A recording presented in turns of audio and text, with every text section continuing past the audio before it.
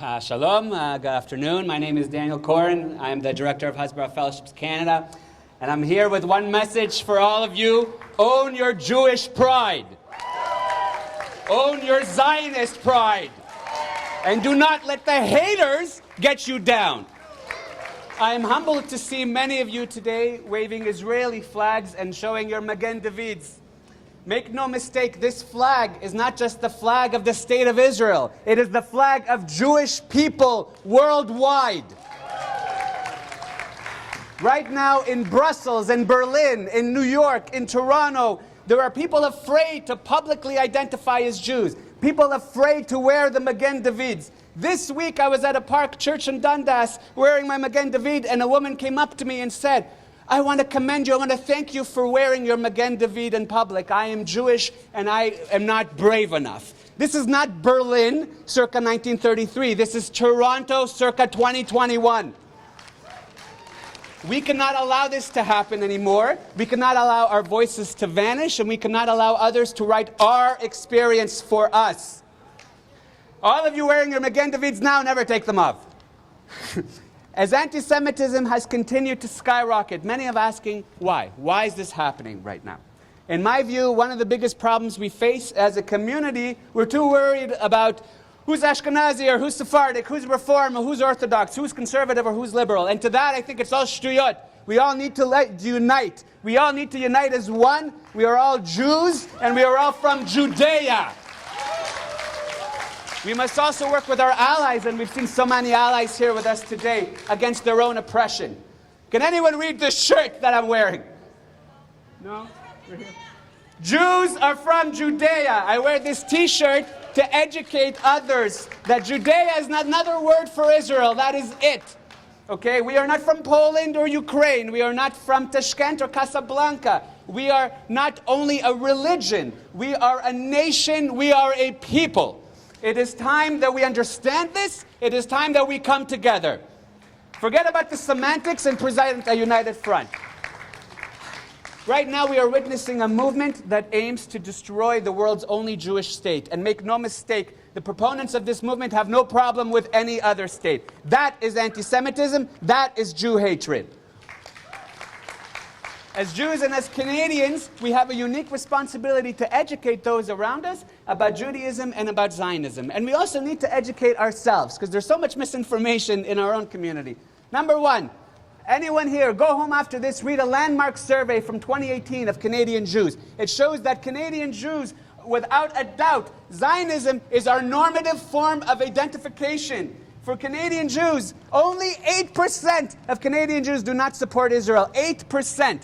For any anti-Israel groups that have Jewish in their name, and I won't name them, I won't give them the satisfaction, they are fringe, they are a fringe radical minority. Just because they are the loudest on Twitter does not mean they represent us or our community. Number two, do not let others to define Zionism, Judaism, or anti-Semitism. We get to define these terms. If you see it, call it out. Okay? If you are a true progressive, you support Zionism, which does not negate the experience of Palestinians or Arabs. I have met thousands of Zionists in my time as a Jewish community professional, and all of them support peace and prosperity for two peoples. If you are anti-Zionist, you are anti-peace. I see a great sign here, so I believe somebody that had it. It is only anti-Zionists who want to see death and destruction. Do not forget that. Number three, you can indeed support Palestinian rights without supporting terrorism. You can support Palestinians without supporting Hamas, without supporting the PFLP. You can support Palestinians and Israelis alike, because neither of us are going anywhere.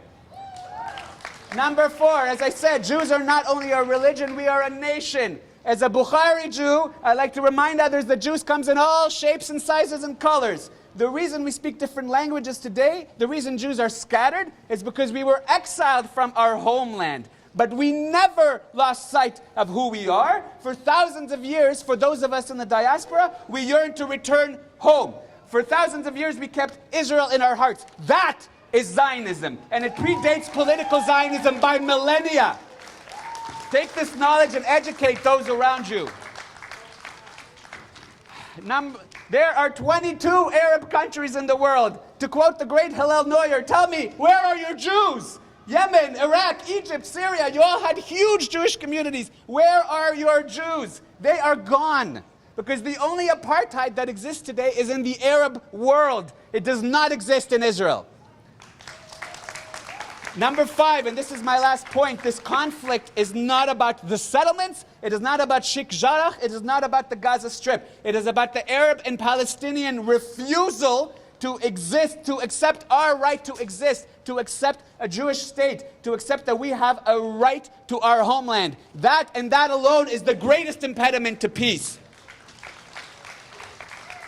Some of you might know I run an organization called Hasbara Fellowships Canada. We train students to advocate for Israel and combat anti-Semitism. And to all the students who are here, I repeat, do not allow the haters to rewrite your experience. Do not be silent in the face of anti-Zionism on your campus. When student groups speak about the indigenous Palestinians without mentioning the indigenous Jews, raise your hand, refute their arguments. Tell them that you do not need to support one people at the expense of another people.